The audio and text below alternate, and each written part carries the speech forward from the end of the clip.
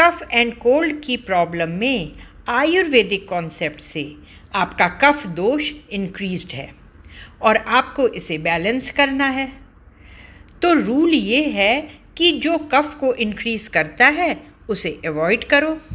इसके लिए हमें स्वीट टेस्ट नहीं खाना चाहिए, क्योंकि स्वीट टेस्ट कफ को इंक्रीज करता है।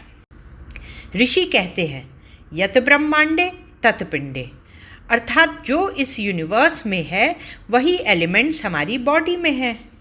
यूनिवर्स पंचभूतात्मक है, यानी 5 एलिमेंट्स आकाश, वायु, जल, पृथ्वी और अग्नि बना है, और ये बॉडी भी इन्हीं पंच महाभूतों से बनी है।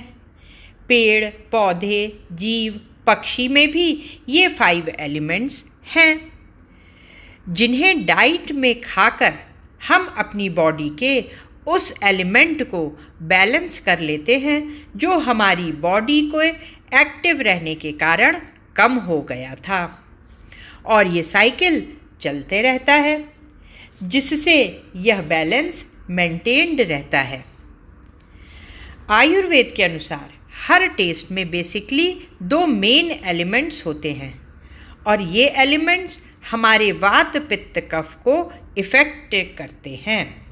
जैसे स्वीट टेस्ट में अर्थ एंड वाटर एलिमेंट होता है, और कफ दोष में earth and water element increase हो जाता है। तो अगर हम मधुर या स्वीट टेस्ट ज़्यादा खाएंगे तो वो कफ को बढ़ाएगा। इसीलिए कहते हैं कि मीठा नहीं खाना चाहिए, और पुंजेंट, बिटर और एस्ट्रिंजेंट टेस्ट जो कि ऑपोजिट टेस्ट है वह खाना चाहिए।